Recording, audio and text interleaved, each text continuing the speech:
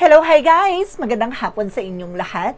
This is Chino Rodriguez from my Sagari channel, a faith healer, also a tarot reader. So ngayong hapon na ito, tignan natin nagsasabihin sa iyo ng ating mga gabay. So this is a weekly gabay for the month of November 18 hanggang November 25 for this sign of Virgo. So Virgo, welcome to my channel. Ano kayang messages, advices, and spirit guides ang ating masasaga for today's video? Kanino kayang energy or kaganapan sa buhay ng mga Virgo signs ang ating mga hagilap? So guys, this reading is a general reading lamang, hindi lahat makaka-resonate. Kunin lamang po ang makaka-relate sa inyo and comment down below kung kaninong energy ang ating nasaga. Because don't forget to like and subscribe my channel. And notification bell for more videos updates. Maraming salamat po sa mga walang sawang pagsuporta sa aking channel, lalo-lalo na ang hindi nag-skip ng ads. Naway pagpalaing kayo ng Diyos at may kapal, siksik-liglig nag-uumapaw na biyayang manumbalik sa inyo. So let's see guys, what is the messages advice sa iyo ng ating angel spirit for the sign of Virgo. So let's see and watch this. Ano kaya kaganapan sa buhay ng mga Virgo signs ang ating mahagilap? So guys, ito na. At tutunghayan na natin, bubulabugin natin yan. Angel Spirit, please give information po. Okay, so oh my goodness, this is something the devil card. Unang baraha pa lang, pinapakita na there's something a negative energy. No? Additional messages. Let's see guys. And this is something that Ten of Swords, sabotage. Oh my goodness.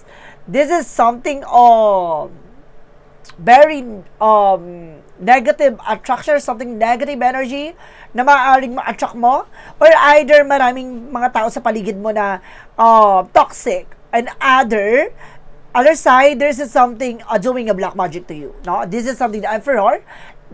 This is something mature enough, being mature enough, no, and being grounded. Dapat alam mo sa sarili mo yung grounds mo. No, hindi ka dapat nagpapa-apekto or hindi ka dapat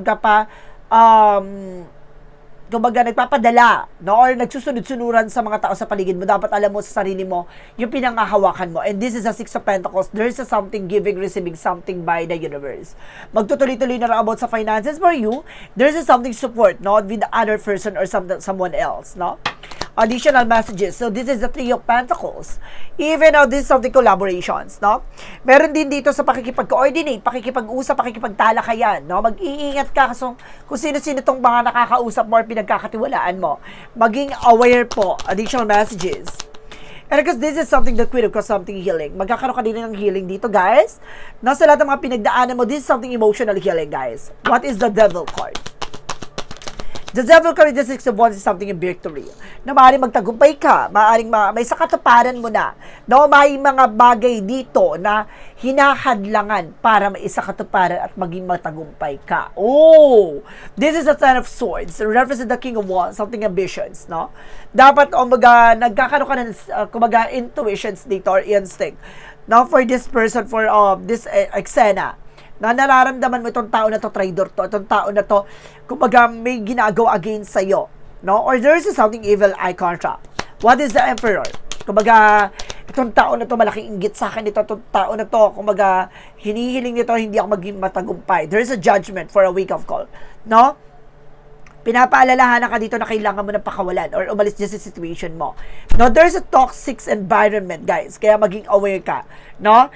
Kumbaga may mga tao sa paligid mo na, kumbaga, negative. No? May mga bagay dyan na hindi natutuwa sa success mo. There's a something crab mentality. No?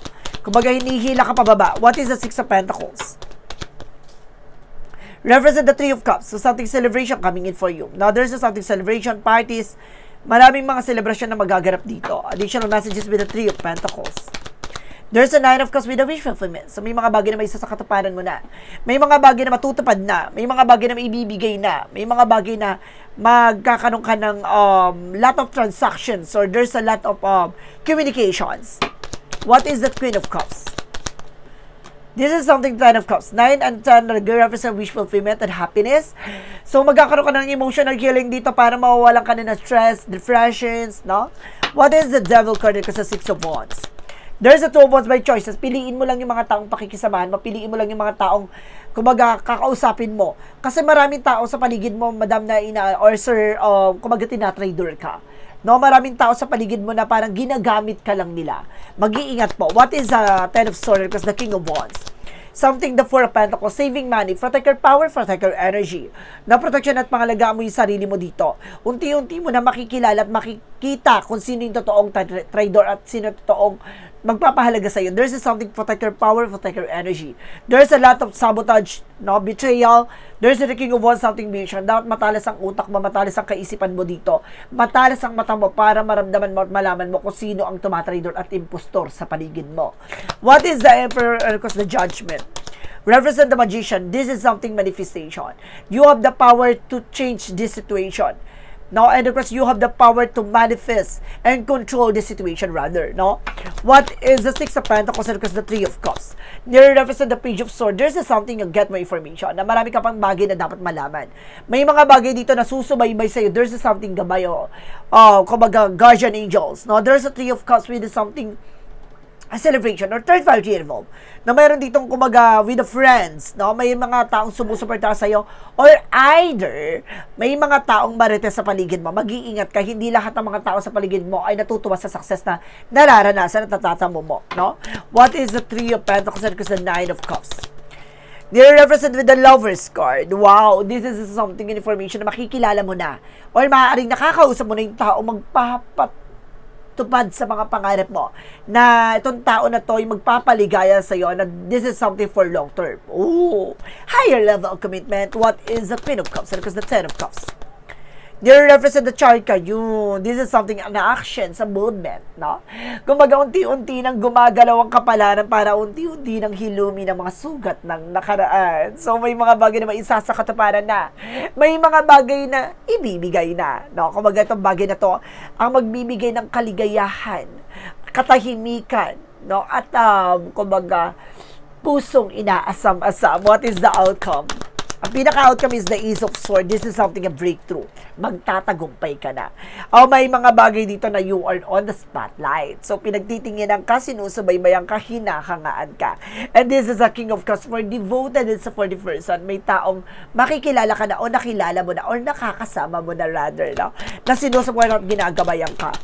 And because this is something the Nine of Swords with a success driven. At the end of the time, magsasuccess ka. No, kumbaga may mga bagay lang na kailangan mo munang pagdaanan. There's a Nine of Wands for the silence and perseverance. So, persistence. No, kailangan tuloy-tuloy ka lang, magtiyaga ka lang. Dahil lahat ng mga bagay, kung ito ay pinagpagura, pinaghirapan mo, masarap mata mo ang tagumpay. No, this is the Five of Pentacles. In reverse mo ay in upright. So, this is something possible financial loss or financial crisis. And this is the Ace of Pentacles with a big shot and big money coming for. Pagkatapos mo ng kagipitan, kalugmukan, meron kang kasaganahan na naghihintay dahil may malaking oportunidad na papasok sa buhay mo. At itong oportunidad na ito ang magpapabago ng landasin mo. So let's see. What is additional messages pagdating sa career and finances? And there's a visual consulting intuition. Dapat makinig ka sa gut feeling mo. And this is a higher find for a lesson learned, no? Matuto ka na, maramdaman mo at malalaman mo. Kumbaga, doon sa mga pakinamdam mo, dapat alam mo sa sarili mo yung mga bagay na nangyayari, no? Kumbaga, unti-unti nang nangyayari na bakit nagkakaroon ng bankruptcy or scenario na ganon. Kumbaga, bigla na lang bumabagsak or nagkukolapse yung negosyo, hanap buhay mo, or walang nangyayari sa pinagtatrabahuhan mo, that because of there's something doing black magic to you. May karma o sumpa na ginamit sa'yo. There's a Seven of Wands. So, sis, I told you. So, protections. Protection at pangalagaan mo yung sarili mo. Or some of you guys, no, may mga protection na. And because this is something the Death card, an ending and a new beginning. Dapat nang tapusin, dapat nang waksiin, ang nagbibigay pamalas, no? At pasakit, pasanin sa buhay mo. Additional messages. Pagdating naman tayo sa love life, this is something the Strength card, no? Confident, no? Lakasan mo ang loob mo, lakasan mo ang pakiramdam mo. This is the Ace of Wands, something, a new spark, no? Something, a new creative expressions. So, bibigyan ka ng mga bagong idea, bagong plano, na kailangan mo lang lakasan ng loob mo para may isa katapanan to. Pagdating sa love life, kumbaga konektado to ang love life and career mo. There is something the Three of Wands, hintayin mo. Hindi mo kailangan, kumbaga, ihain yung sarili mo sa kanila. Kasi may mga tao dyan sa sarili mo na, may mga tao dyan sa paligid mo na may Kung lalapit yan, kung talagang, kumbaga, intention nilang mahalin ka, or may mga tao dyan na lalapit sa'yo kung intention nila na pasiyahin ka or pang matagalang relasyon. No, kumbaga, maghintay ka, no, papakita, kumbaga, ilalabas yan eh. Kumbaga, may mga tao sa paligid mo, torpe, no, but eventually, darating yung araw na, o darating yung eksena na ipapakita or show na sa'yo what, kung ano yung feelings nila, no. Additional messages pagdating sa health. Sa health mo, there's the full card for the leap of faith. No? Kumbaga, sinusubukan ng pananampalataya at tiwala mo dito. There's a 5 of cups, something regret and disappointment. Kumbaga, may mga nararamdaman ka dito na parang hindi mo akalaing makukuha mo at kumbaga, mararanasan mo. Dahil, kumbaga, dahil nagtiwala ka na okay yung pakiramdam na gano'n. No? Kailangan matuto ka sa lahat ng mga nangyayari sa kung may nararamdaman ka na something worried, no, or something worried ka na doon sa situation na yun, or sa nararamdaman mo na yun, magpa-check up ka or magpatingin ka. And this is a figure of something good news. May magandang balita dito. And this is something the justice card, no? Makukuha mo yung hostage at magiging balance din ang iyong kalusugan. So, let's see. Represent tayo with the synchronicities. Angel spirit messages. Give me an information. For synchronicities, let's see, guys. And there's the health, no? Kumbaga, may mga bagay na panghahawakan mo na. May mga bagay na hawak-hawak mo na. And this is something attractions, no? You are also attracted to anyone. And there's a beauty. Dahil sa kagandahan, kapugian mo, or sa kisigan mo. Mas makisig, magandang eksena mo, itsura mo, physically. And of course, there's a something store. Mag-ingat ka lang. May unos, may pagsubok, no? Na susubok sa'yo. What is the magical fairy messages? Represent what? Magical fairy messages? Okay, wow.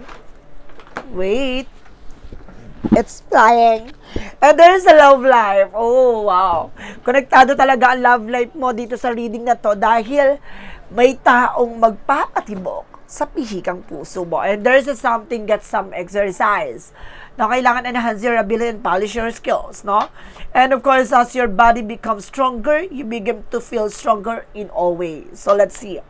Additional messages tayo with romance angels. With the romance angels, they represent what?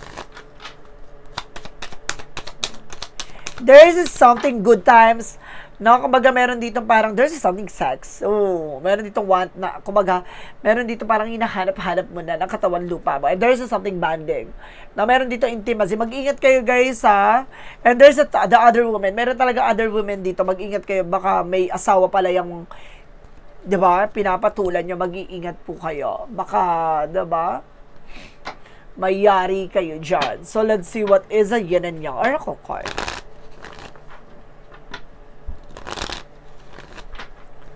Yin and Yang Oracle card represent what? Feminine. No, there's a femininity dito. No, there's a something limitation. Dapat alam mo sa sarili mo limitation. Alisin mo yung takot at pangamba mo, ha? And there's an ease of earth. Oh, Taurus, Capricorn, Virgo. No?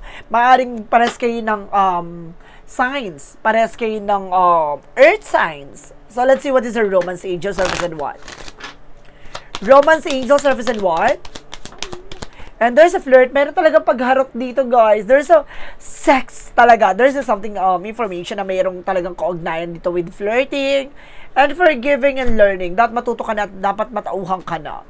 And there's a passion, no? Kumbaga pinapakita dito na parang may na-miss ka dito sa situation na to. Na-miss mong alagaan, na-miss mong yapusin, gano'n. What is Archangel Michael messages? And there's a self-respect. Dapat alam mo sa sarili, respeto ha, sa sarili. And spend more time outdoors. So, kailangan mo talaga ng unwind. No? Kailangan mo lumabas-labas, no? Magpakalayo-layo, huminga, kahit paano. And this is something, go forward fearlessly.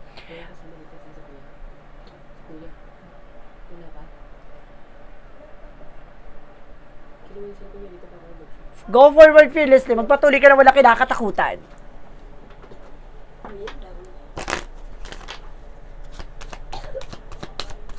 Additional messages.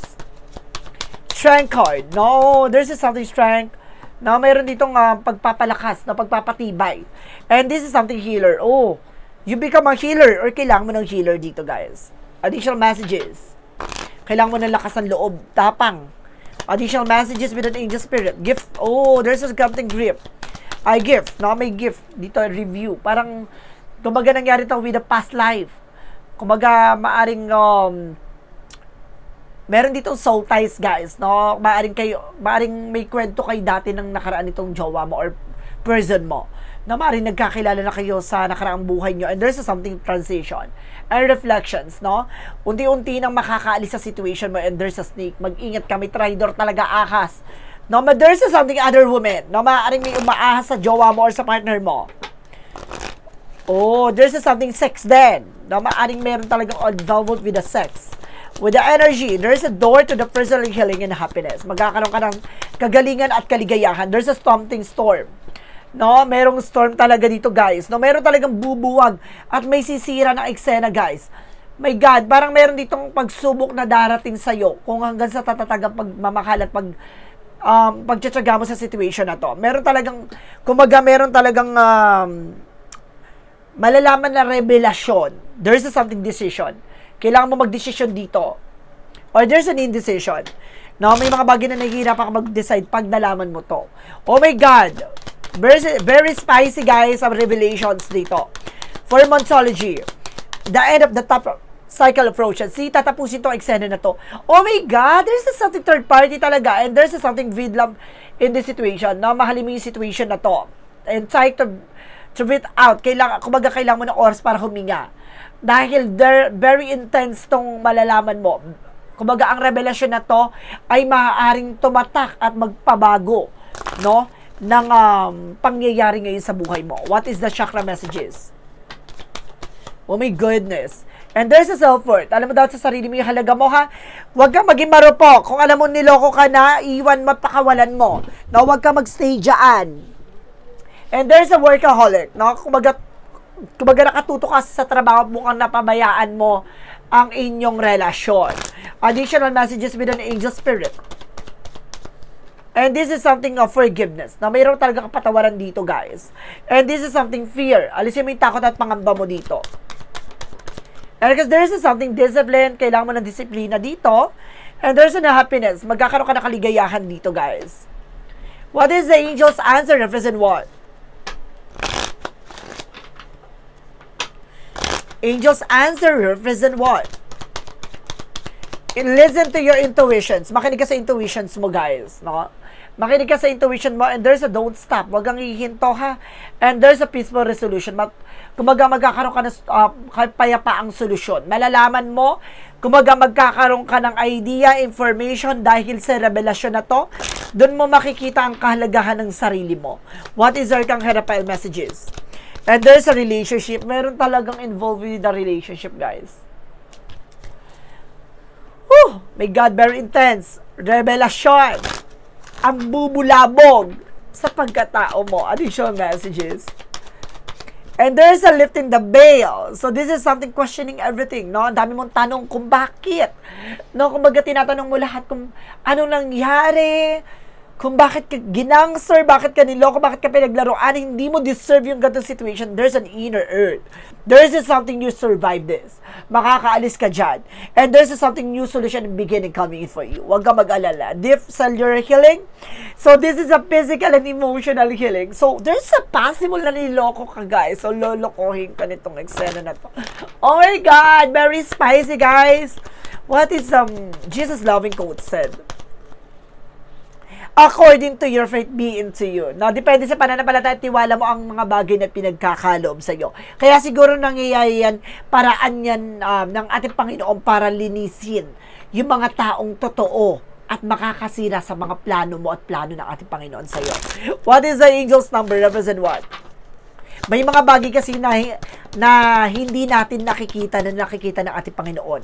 No? Na malayo ka, at maaaring malayo siya, o may mga bagay na malapit kayo sa isa't isa, pero kapag nakatalikod ka, iba ang galawan niya. And 1, 2, 3, 4 for good luck. And you are on the right track. Someone from the other side has your back. Encourage you to try your best. You will succeed. Observe your surroundings and communicate clearly. Be sure that everything will fall into pieces. So see, kung nasa tamang direksyon, huwag ka mag-alala. Nasa tamang proseso, progreso ka. Huwag ka mag-alala dahil may hustisya at may mga bagay na nangyayari sa paligid mo, ay paraan nyo ng ating Panginoon para maging matagumpay, para palakasin ang pundasyon na inilalatag sa iyo. And this is something 0334 lucky ship. Ito yung mga bagay na hindi mo inaadya pero babaguhin ng tadhana. Pursue your goal and get what you want. It will provide wonderful benefit for you and people you hold there. Your ability to communicate is improving at this time, which will make it easier for you to interact with a board expector or individual. So see, kung babaguhin ng lahat ng mga bagay, responsibilidad, obligasyon, pagmamahal, at yung tiwala sa sarili, lahat ng mga bagay na yan, magkakaroon ka ng kapayapaan, pagmamahal, at magkakaroon ka ng pag-asang maisakatuparan lahat ng mga bagay na minimithi, at mga bagay na inaasam-asam mo. Let's see what is the messages of life. Ang messages of life represent what? Oh, this is something inner sense. No, papalawakin talaga ang sarili mo dito. Bibigyang linaw. At mismong mga mata mo ang makakakita at masisilayan mo. Ang ganda ng bukas na ibibigay at ibabahagi sa iyo. Today, as I quiet the noise of my mind, I become aware of the voice of my heart. I listen closely to the inner voice. I trust myself and develop confident in my intuitions. My inner truth is divine truth. I allow it to influence and guide me every day. Kumbaga, nagtitiwala ka na lahat ng mga bagay na ibinibigay at may mga bagay na inilalakad sa iyo ay ayon sa kalooban ng Diyos at kalooban ng ating Panginoon, ng ating mga gabay, no, na ibibigay sa iyo na ayon sa iyong mga gawa. So guys, this is something a weekly gabay for the month of November 18 hanggang November 25 for this sign of Virgo. So Virgo, maraming salamat for this wonderful reading. So once again, this reading is a general reading lamang. Hindi lahat makaka-resonate, kunin lamang po ang makaka-relate sa inyo, and comment down below kung kaninong energy ang ating nasagap. Don't forget to like and subscribe my channel and hit notification bell for more videos updates. Maraming salamat po sa mga walang sawang pag-suporta sa aking channel, lalo-lalo na ang hindi nag-i-skip ng ads. Naway pagpalain kayo ng Diyos at may kapal, siksik, liglig, nag-uumapaw na biyayang manumbalik sa inyo. At maraming salamat po. And see you in the next video. Bye-bye and babush!